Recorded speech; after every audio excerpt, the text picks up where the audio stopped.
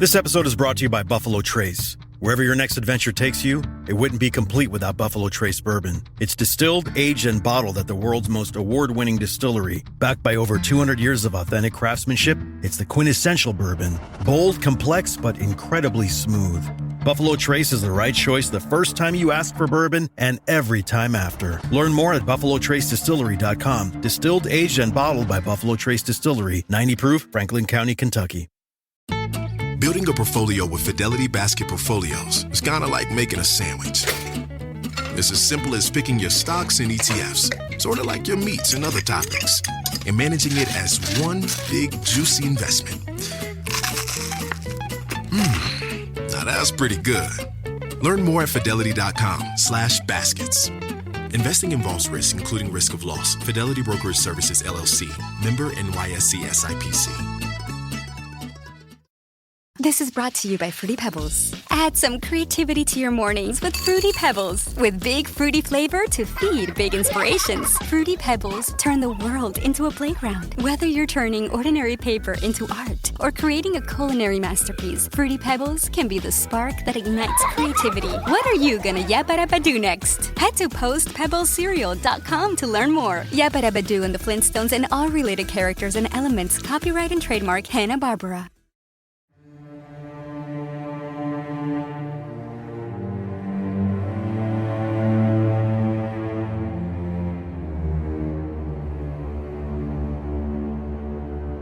Hello, and welcome to Scare You to Sleep. I'm your host, Shelby Scott, and I'm here to bring you a very special episode based on the short story by the master of horror, Stephen King, and coming soon from 20th Century Studios, starring Sophie Thatcher, Vivian Lyra Blair, Chris Messina, and David Dastmalchian.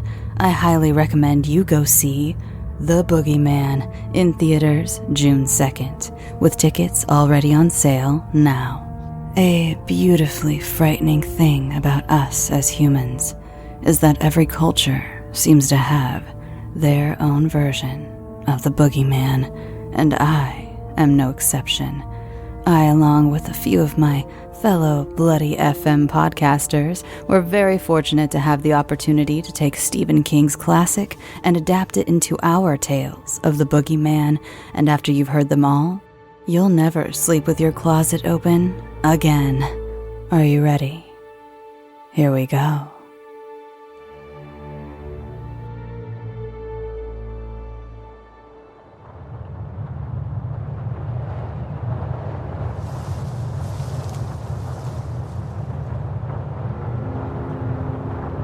Los Angeles, 1933.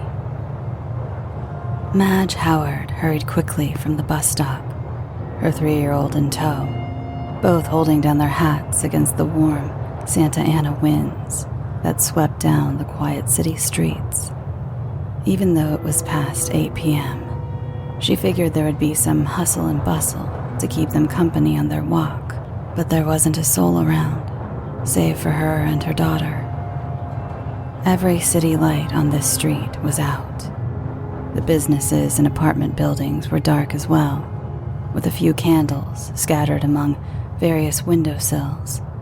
Some sort of outage, she supposed. Just a coincidence.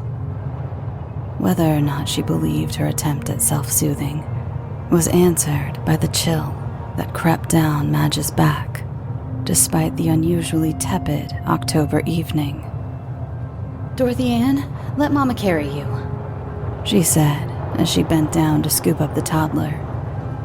Anxiety coursed through her veins, and she just couldn't stand going down this dark and empty street at a toddler's pace.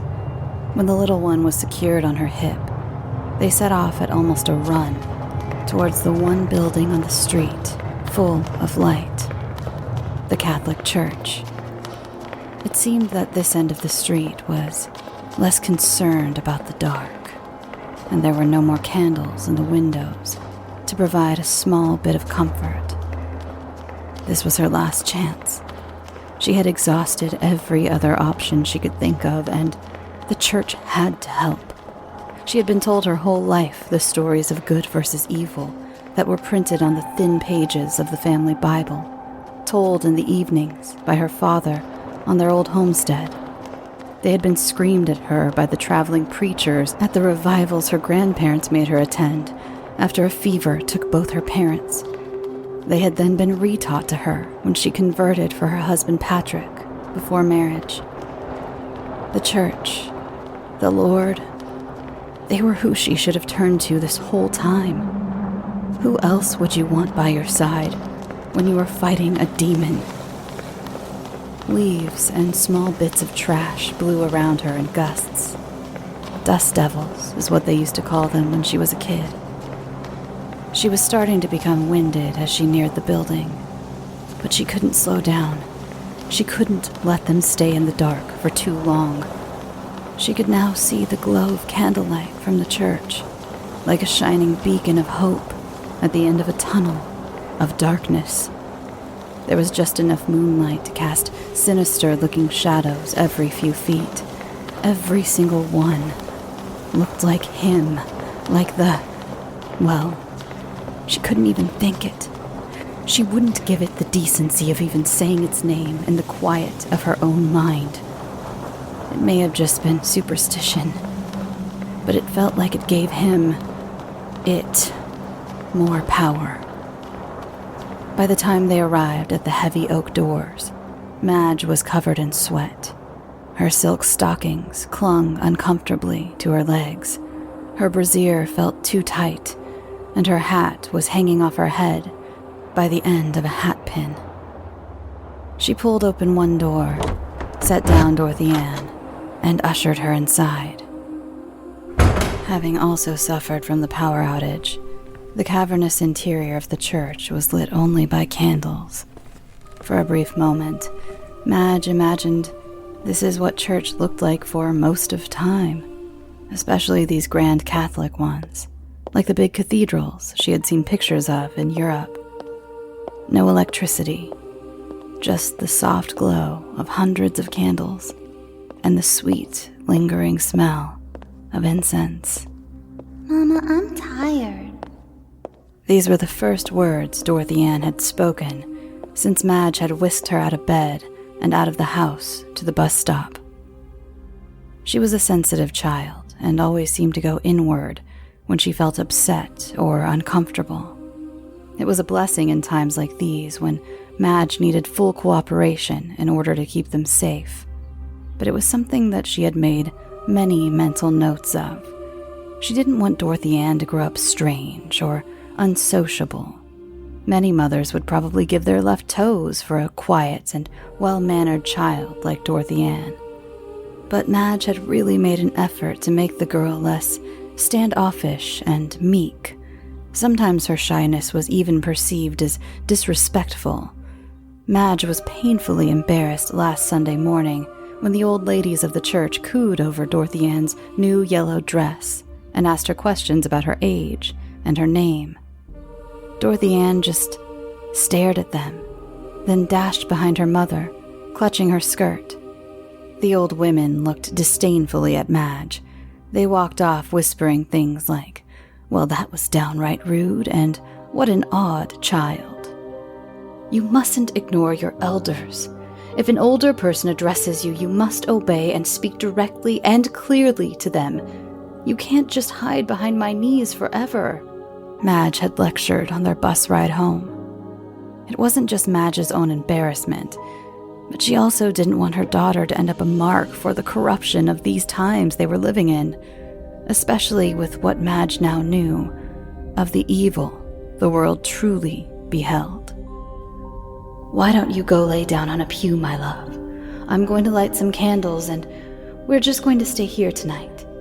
I have to be here bright and early to ask the priest some questions. Here, take my handbag to use as a pillow. Don't dig through there for sweets, though. It's too late for that." Dorothy Ann took her mother's purse and wandered from pew to pew until she found one that was just right.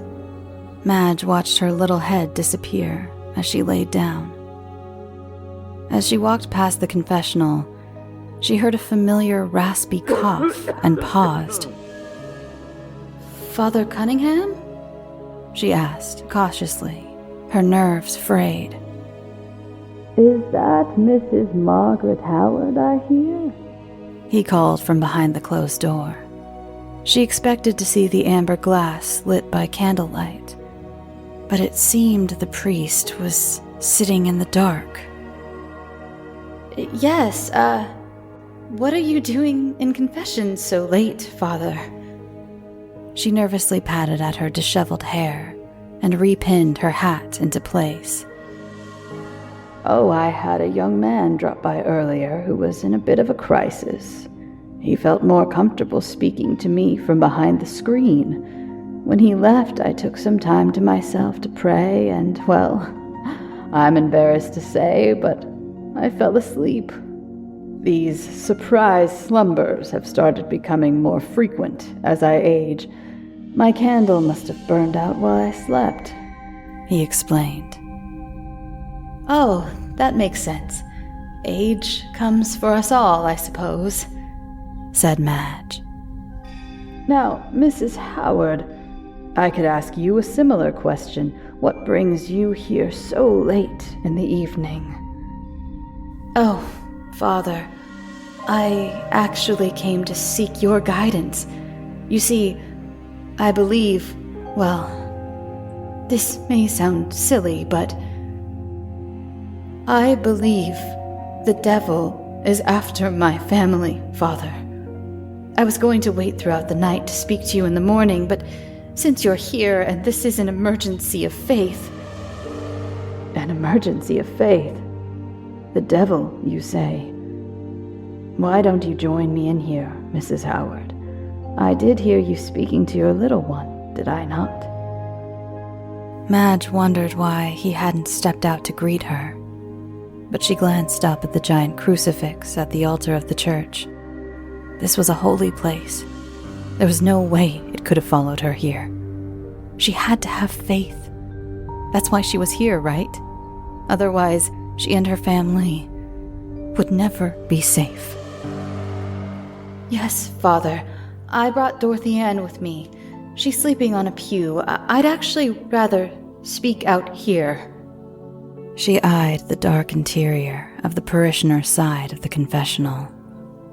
Holy place or not, sitting willingly in a dark space was not something she'd like to do.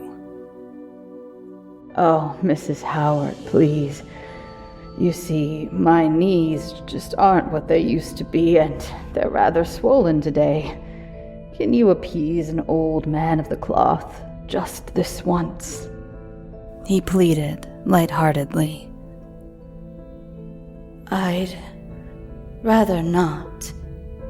The darkness seemed to spill out from the booth, as if it was growing. It's not real. It's not real. It's not real, Madge chanted in her head. Well, in that case, our chat will probably have to wait until morning. If I get up now, I'll have to take my medication, and that makes me very sleepy. I'd have to go to bed at once. Plus, we wouldn't want to wake and worry your daughter with adult matters, would we? Madge glanced over to the pew she knew Dorothy Ann was sleeping in. Father Cunningham was right. She didn't want to add anything to the list of things that made her so sensitive. Okay. Would you like me to fetch you a fresh candle, Father? I was going to get one for myself. No need, Mrs. Howard. I'm quite comfortable in my faith. I know there won't be any boogeymen to get me when I'm linked arm in arm with Jesus Christ in my walk with God. That name. He said it, and it sent an electric shock across Madge's skin. However, that little joke made her feel much more at ease. Clearly, it couldn't be here. The old priest was right. She had to have more faith. She took a deep breath, approached the confessional, and opened the door. The room, of course, was small and cramped. In her nervousness and decision-making, she had forgotten to grab a candle. As the door closed, the amber glass in front of her glowed softly but not nearly as brightly as she had hoped with the exterior candlelight. The room felt hot. Beads of sweat formed on her brow, and the smell of old wood and years of various perfumes and odors from guilt-ridden congregants permeated the stagnant air. "Bless me, Father, for I have sinned," she began. "Oh, there's no need for that, Mrs. Howard. Why don't you just get on with this? Devil, I may be a holy man, but I am but a man, and my curiosity is piqued. Usually when my parishioners come to me with talk of the devil, it's more of a theatrical descriptor for alcohol or gambling. Something tells me that this isn't the case with you and your family." "No, Father, no vices such as that. I'm here because—" Madge took a sharp breath in before she continued. "I'm here because a demon has been murdering my children." She was met with silence from the other side of the dark screen. She could barely make out the silhouette of the priest. She tried to read what little body language she could see. Finally, he spoke. "Please, go on," is all he said. "You see, Father, Dorothy Ann isn't my only child, wasn't my only child. I had 7 children before her." 7? You are a good Catholic. He chuckled. She thought it odd of him to make a joke while she was speaking of the death of her children. Maybe he had already decided she was crazy. "Yes, well, you see, Pat, my husband Patrick, and I are actually from Oregon, Corvallis, Oregon, abouts. He ran his family's general store. I originally came from farm stock. We were just good people, Father. Just good, honest people wanting to make a good and honest living, raising good and honest children. We had our first child right away, almost 9 months to the day of our wedding. Her name was Sarah Beth. She was beautiful. We had her brother Tommy a year after that, and, well, the year after that, we had twins. 2 boys we named Eugene and Harold. It was a full house, and it was hard to keep up with so many children. I didn't have anyone to help me, you see. My parents were long gone, and my grandmother was senile, and Pat's mother passed right after Tommy was born. Pat was busy working long days at the store. So, well, I believe I may have neglected Sarah Beth quite a bit. At night, Sarah Beth started waking Pat and I to tell us there was something in the room she shared with her brother Tommy. Something in the closet. She would scream and yell and make us come look, but we never found anything but a moth problem. She couldn't talk very good, but she kept trying to say something, like Gigi Nin, over and over until we finally just let her sleep in a pallet on our floor. Gigi Nin? That sounds like something a child would call a grandmother. Maybe she was distressed after the death of Pat's mother and was calling out for her, the priest suggested. No, Father, let me just continue. It's so hard to explain already without staying in order. Tears were beginning to catch in her throat. The room was so hot. Why couldn't Father Cunningham have just spoken to her out in the open? My apologies, Miss Howard. Please, continue. Well, Sarah Beth, she started to be afraid of our room as well. So she started sleeping in the parlor on the sofa. She tried to get us to sleep in there too, pointing at our closet, so frustrated, just yelling, Gigi Nin, and stomping her little feet. At the time, we actually laughed. We laughed at our frightened daughter. It was sort of cute, the way she was so frustrated, like an adult almost. Oh, how awful we were. Madge quietly sobbed for a moment, uninterrupted by Father Cunningham. She began again after wiping at her tears with a handkerchief. That night, she got really upset. We just plumb locked her out of the bedroom. Pat had to be up early. I was exhausted with newborn twins and 2 toddlers. We were at our wits' end. We knew there was nothing she could get into, and she would eventually just cry herself to sleep. When we woke in the morning, we found her, curled up outside our door. Her little fists red and sore from banging on the floor trying to get us to open up. Pat laid her in our bed to sleep in late. I started breakfast, fed the twins, and saw Pat off to work. I didn't realize until later in the morning that neither Sarah Beth or Tommy had woken yet. So I went to Tommy's room first. That's where I found them.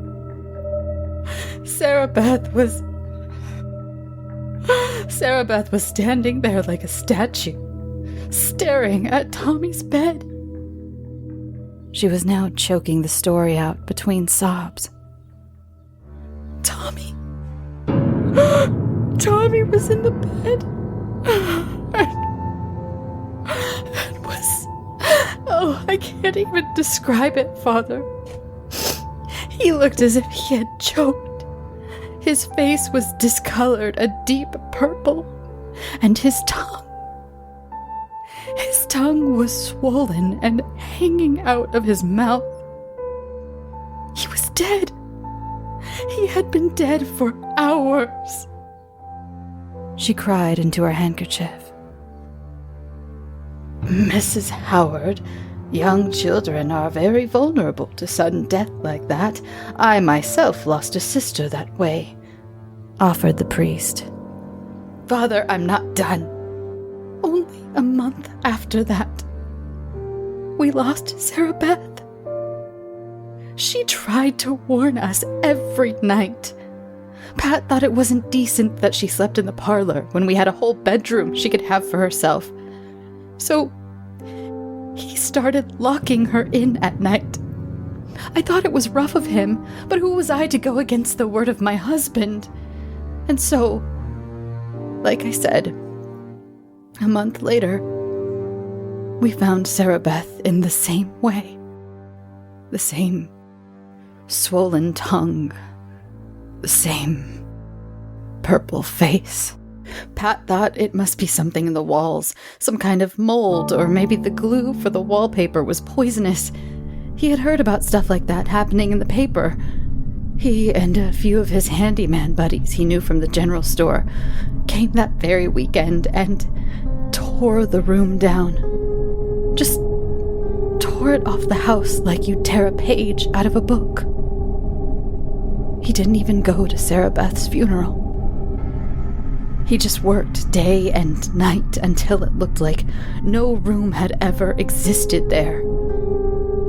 We had a formal living room we never used, and we never really had company over. And he turned that into the bedroom for the twins. He even installed a cedar closet, so we wouldn't have the same moth problem. It seemed like we had found the problem and solved it. I mourned my children, but understood that the Lord only calls you home when it's your time, and I just got lost in being the best mother to Harold and Eugene.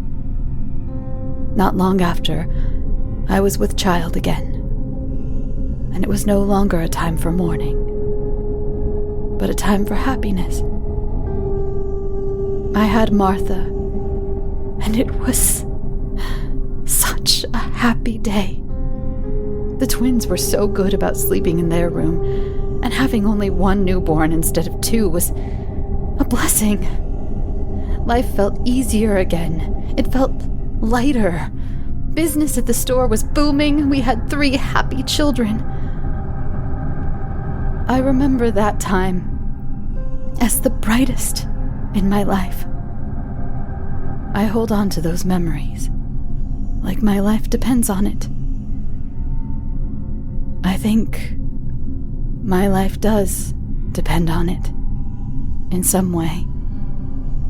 She trailed off and stared ahead at the glowing amber glass, her mind wandering to a different time.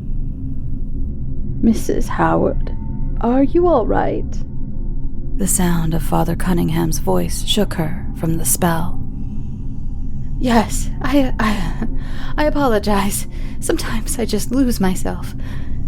It's happening more and more these days. Where was I? You had just had your daughter, Martha. Oh, yes, Martha. Yes, Martha was a dream of a baby. Didn't cry much, slept through the night, just a joy.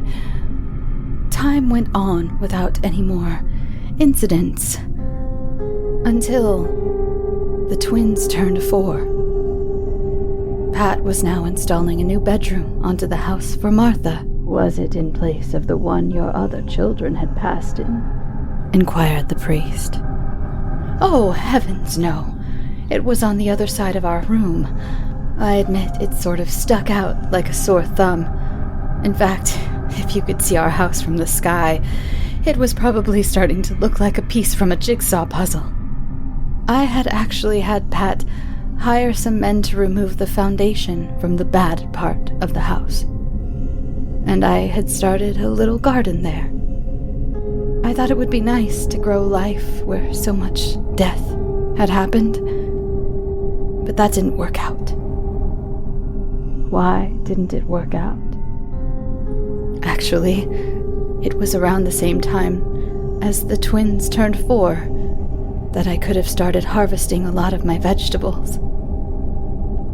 But they all got infected with some sort of ick and just rotted.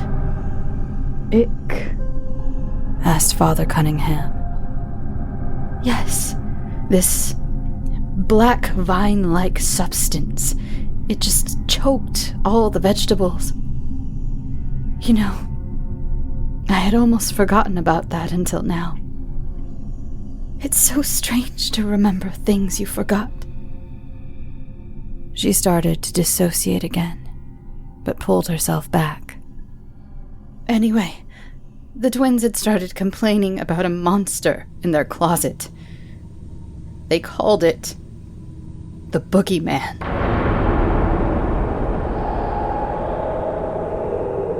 Despite the heat in the room, another chill raced through Madge's body, the hairs on her arms standing on end.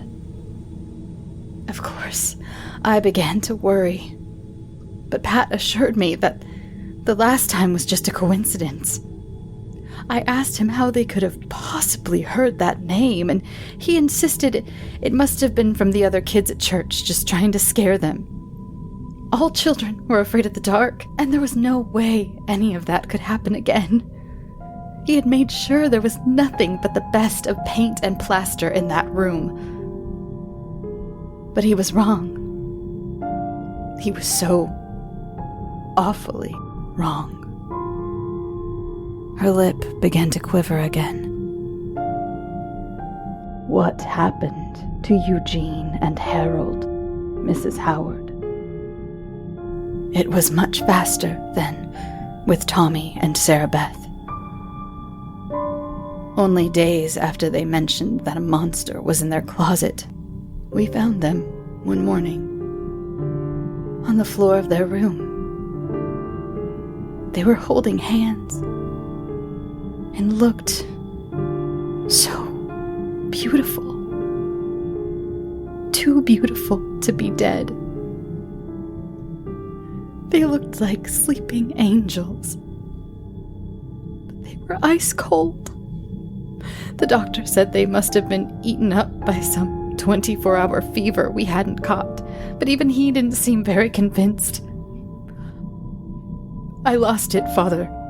I screamed and tore at my hair. I even hit my husband. You've never seen such a sight outside of a sanitarium, which is where I had to go for a little while. Mr. Howard had you institutionalized. The priest sounded surprised. Madge felt a ping of satisfaction that something had finally rattled him. Up till then, he had almost seemed amused and flippant. I think he was afraid. Afraid of my grief. Afraid that maybe it was me. I was the one home alone with the children all the time. I think he thought maybe I had neglected them. All of them. After all, what decent mother could miss that 2 of her children were suffering from a deadly fever?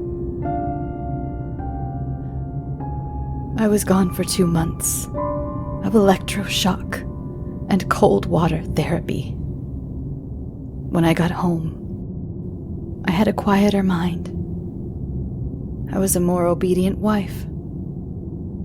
I was a more attentive mother. Pat just did what he thought was best for us. She didn't know who she was trying to convince with that last sentence. The priest, or herself. I fell pregnant again soon after. Performing my wifely duties couldn't stop just because I had a little time away. 7 months later, I gave birth in our bathtub to a boy who died only minutes after he met this world. We named him Norman. Pat went to call for a doctor because my bleeding wasn't stopping. I laid there in that tub, in my own blood and grief, and you know what, Father? What, Mrs. Howard? I smiled, and I thanked the good Lord that this one couldn't be taken away by that monster. This one was mine, and he had lived and died in my arms and never had to know the fear and pain my other children had faced. When Pat and the doctor showed up in the doorway, to see me smiling down at the little dead thing in my arms, I thought they'd send me away again. I think the only reason they didn't is because it was so hard the first time for Pat to try to find someone to mind Martha while I was away. And there was no one there to darn his socks, or cook him pork roasts, or to help him keep the figure straight for the store's ledgers. Madge swallowed and sat pensively for a moment. Martha went soon after. She had been begging and pleading about the monster, just like her siblings, and so much like Sarah Beth had. I wasn't focusing very well then. Pat stayed away at the store, sometimes even sleeping there. I'd like to say we tried. That we finally listened and tried to save her. But the truth is, we just pretended it wasn't happening. The doctor said she broke her neck, falling out of bed. I think we only had Lucy because neither of us could stand how quiet the house had gotten. We tried to repair our relationship. We weren't honoring the sanctity of marriage by ignoring each other. I can't even remember how long after Martha was gone that we had Lucy. A year and a half. That was when we finally saw it. Madge sounded colder now. No more tears. Only bitterness. You saw what, Mrs. Howard? The demon? Are you saying you have witnessed one of Satan's fellow fallen angels? Once again, the priest sounded titillated, as if he was hearing a meaty morsel of gossip, and not a mother describing the horrific deaths of her children. I had started hearing things in the house, from the dark corners, from the closets. I heard scratching, and I swore I heard whispering. Sometimes, the whispering sounded like the voices of my dead children, like they were beckoning me to open the door and come inside, usually from our bedroom closet. I didn't want to go away again, so I didn't tell Pat. We had set up Lucy in the twins' room instead of in the room with us. I don't know why. I guess we were trying to do something, anything different than what we had always done, hoping something would change.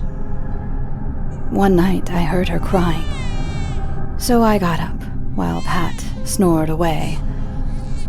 By the time I got across the house to her room, she was screaming bloody murder, like she was in pain. I rushed in and I saw it. Mommy's here. This thing slithering back into the closet. I can't even describe it to you. It was horrendous, just awful, and I swear I heard it speak. What did it say, Mrs. Howard? The priest actually sounded concerned. It said, Boogeyman. At that point, I almost wanted to turn myself back into the sanitarium. It was too horrible and too strange to be real. Madge fumbled with her handkerchief. What did you do? Did you tell your husband? Asked Father Cunningham. No. I'm ashamed to say, I didn't. Was that the last time you saw the creature? This Boogeyman? Probed the priest. It was then Madge began to laugh. She laughed hysterically for an uncomfortable amount of time before finally saying, No! Oh, Father! No! She continued. 7 days later, Lucy cried again. This time, when I went to check on her, it was there, in its full, hideous form, leaning over her crib. I must have screamed. I don't remember screaming, but I must have because Pat came running. We both watched as this demon used its claws to snuff out the life from our baby. I couldn't move, but Pat grabbed me and dragged me out of the house. We got into the car and drove to a motel. We just left Lucy there. We just left her there. Pat went back the next morning and said the doctor said something about crib death. I never stepped foot in our home again. I slept at the store until Pat found a job here, in Los Angeles, on a work crew for the city. He had a cousin here who got it for him. We sold the store for a fraction of what it was worth. We abandoned our home. And we came here to start over, to escape it. We had Dorothy Ann almost 4 years ago, and we've lived much simpler. I've actually adjusted to city living quite nicely. We were fine. Until 2 weeks ago. What happened 2 weeks ago? Madge could hear the creak of wood, and she presumed Father Cunningham was leaning forward to listen more closely. We started hearing things again. But we wrote it off as just apartment living, thin walls and nosy neighbors, old pipes, the building settling, anything to soothe ourselves. But we knew. Then, Dorothy Ann started complaining about a monster in her closet. She came to us one night. We were still sitting up in the living room. Pat was tinkering with an old radio, and I was reading a book. She looked at us and said, "Mommy, Daddy, please don't let the boogeyman take me." Pat put down his radio and got up. I thought he was walking over to comfort her. But instead, he grabbed his hat and his coat and his wallet and walked out the door, and we haven't seen or heard from him since. Madge's voice was shaking now. This is very serious, my dear. We have many options for abandoned wives here at the church.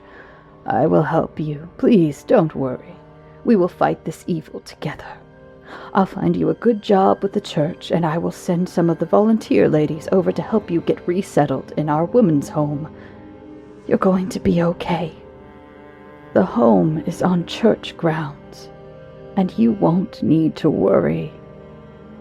So, you believe me? And you're going to help me? Help us? Of course I am. I am a man of God and of my word. Now, why don't you go say a prayer for your poor little ones who have passed? I would also like to say some words of comfort to little Dorothy Ann. Could you send her in here? My knees are so stiff from all this sitting, and I'd like to pray over her for added protection. Yes, Father, of course. Thank you. I can never thank you enough or repay you for your kindness. Go, my child. Go and thank the Lord for answering your prayers. Madge left the confessional with wings on her heels. She hurried over to Dorothy Ann to wake her. Honey, I know it's late and you're so tired, but you need to go speak to Father Cunningham in the confessional. He's going to say a prayer with you, and he's going to keep us safe from the monster. You mean the boogeyman, Mama? Madge winced. Let's not say his name ever again. He's no longer in our lives. We're starting a new, better life, so please, go thank Father Cunningham and receive his prayers. Dorothy Ann yawned and nodded. She walked down the aisle to the confessional. Madge smiled at her shrinking back, a tear falling down her face. They were finally going to be okay. She turned and went to do just as Father Cunningham had instructed, to light some candles for her children who have passed, and to give thanks for the one she had left. She lovingly tapped her candle taper from wick to wick when... Mrs. Howard?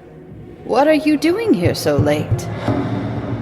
Her blood ran cold, and she stiffly turned, to see Father Cunningham standing behind her.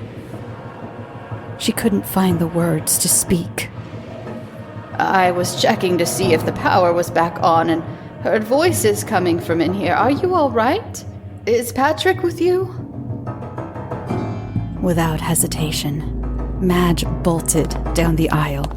She could see that the darkness had indeed spread from the confessional. But it wasn't just darkness. It was the same black rot that had choked and snuffed the life from her garden all those years ago.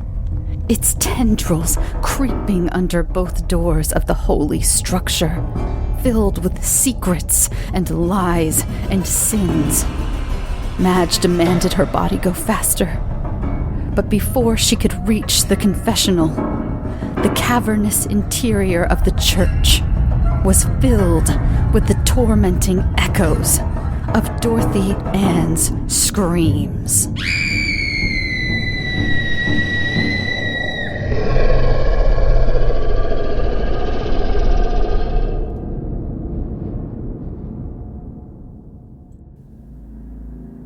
Thanks for listening. Remember, you can get your tickets now for 20th Century Studios' The Boogeyman in theaters June 2nd. And to keep that boogeyman lurking in your shadows, be sure to check out the other versions of The Boogeyman. Just keep your eye on Bloody FM's social media for announcements from my friends and colleagues at The Creepy Podcast, the Mayfair Watchers Society, and The Losers Club, a Stephen King podcast. Sweet dreams.